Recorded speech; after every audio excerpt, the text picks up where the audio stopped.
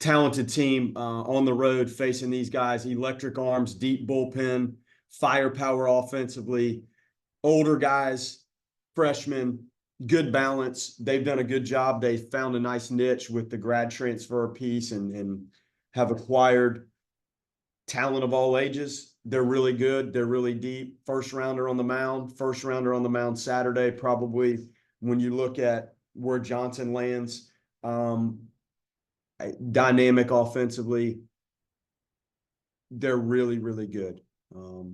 Their ops guy was with me at Notre Dame as one of our players, Danny Jones, so kind of a unique connection there. Cruson was committed to us at Notre Dame. Danny Jung is a really intelligent guy, and I'm glad he found his way there with Chris at Duke. So we have our work cut out. There's no way around it. I wish we were healthier. It is what it is. We're going to go lock horns.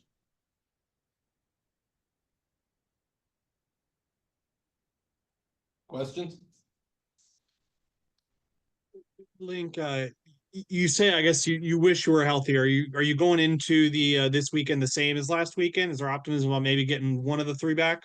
Yeah, Ben Barrett should be back a little bit. Now, we have to be smart about how we use him. The guy hadn't been on the mound in a while, and we were conservative with the buildup and the pins and the live stuff. And it seems like it's time for him to go give it a whirl. So that helps.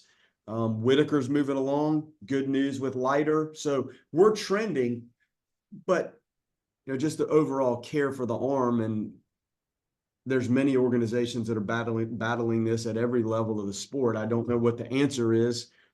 In our guy's case, it's different stuff. So there's not really a pattern to it. It's different roles of the guys that are down right now. So the good news is it seems like everybody is trending back. Whitaker, Leiter, Barrett's ahead of them right now. But we've gotten some good news. And Dorsey answered for us last week and I think has settled into that starting role, which is probably what he's more accustomed to.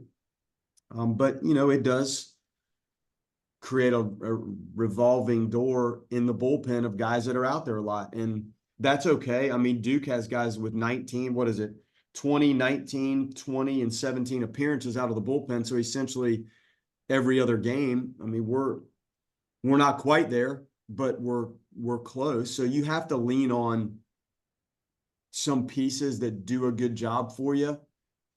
We've just had to dig down into that a little bit more often, because when you lose 12 to 15 innings out of your weekend rotation, that obviously has to be filled. And there's no AAA team to call up, talented younger guys and fill your staff. So you have what you have, and you hope they can adapt to more usage or a different role.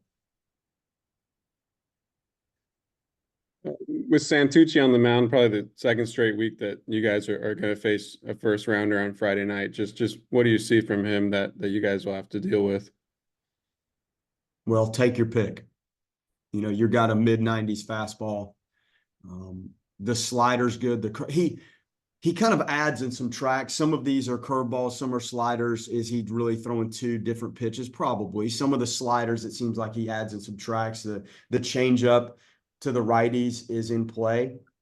It's just elite stuff. Now, we're going to run some elite stuff at them too. So you're seeing two elite, really special left-handed arms to open this thing up. And then that's followed with two other ones. So you just have to try to disarm that fastball best you can, Brett, and hang in there. You're going to have two strike. I think 47% of our at-bats have gotten to two strikes this year, which is on the lower end of things, honestly. Usually 50 to 52 is probably standard. Some teams are up 55, 56% just with deeper counts.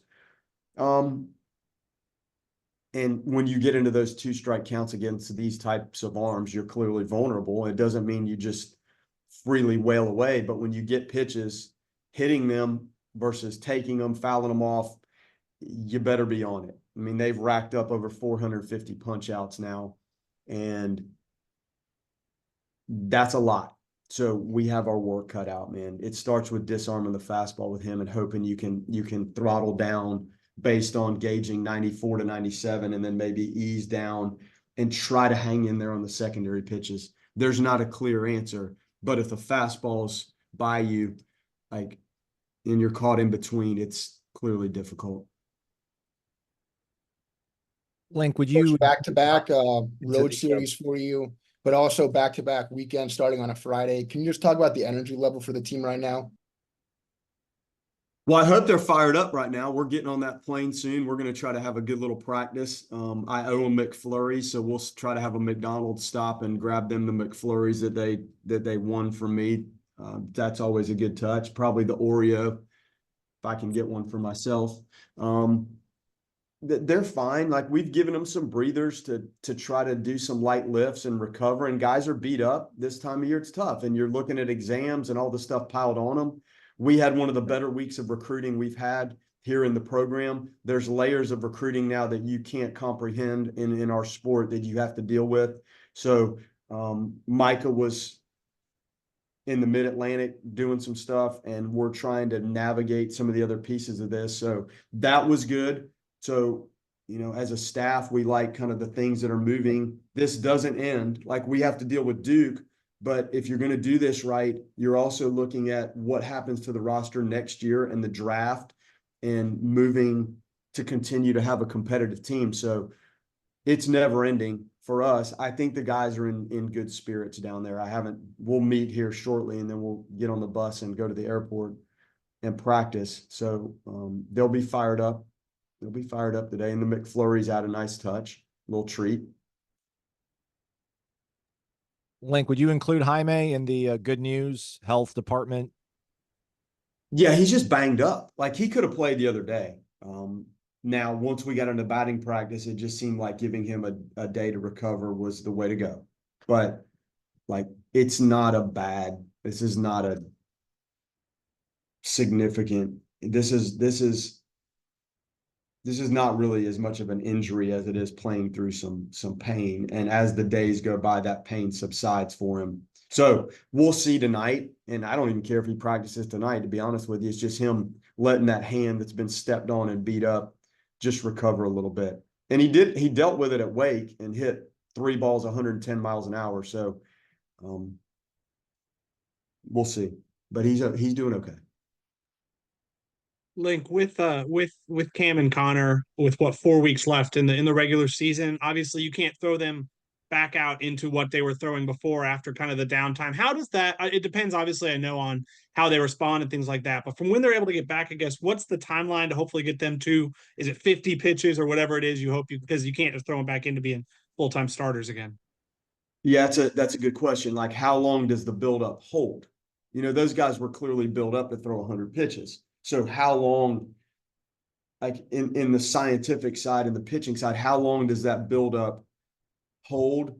You know, like with Ben, there's kind of a clear, like, maybe we can get him to 30 pitches. So once these guys have done their pins and some live work, then you're trying to go increments in maybe 25 or 30. You're not starting like you were on January 9th here, because they're kind of in game shape still. So I think there might be an easier buildup than when you're starting from complete scratch.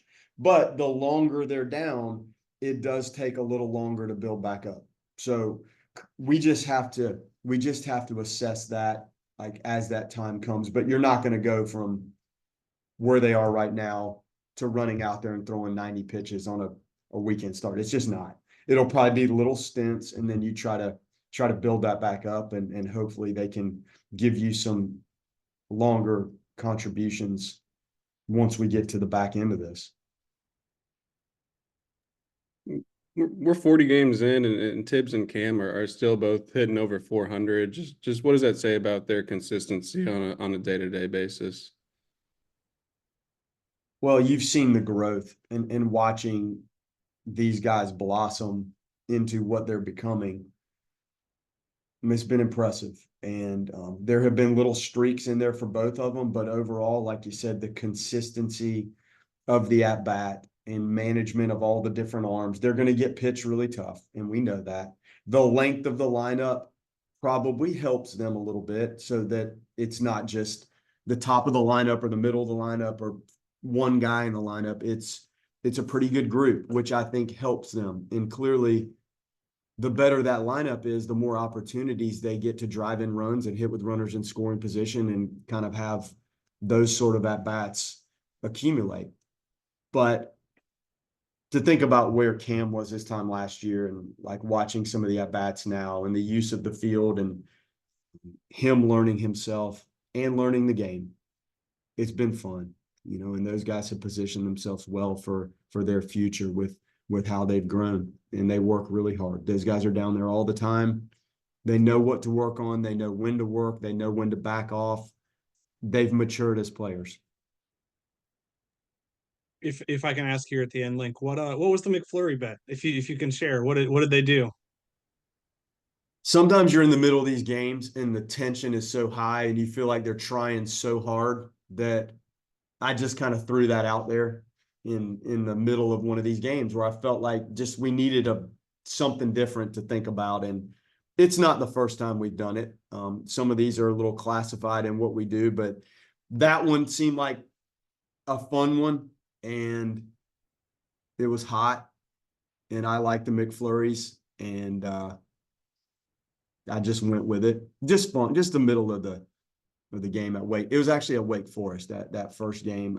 Coming off that loss, just the frustration of how that Friday game went, and then you're back in the dugout Saturday and you're using a portalette behind the right field fence for 9 straight hours, and you eat 2 meals in the dugout and there's not a place to wash your hands. Like, it's just sometimes you just need something to break the ice. And in that particular game, we went with the McFlurry.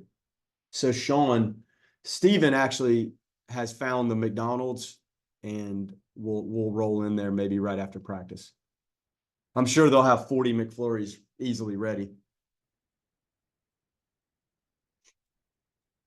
Anything else? I can get in real quick. Or I can Yeah. give you some follow-up. Go ahead, Kurt. Sorry. No. You're good.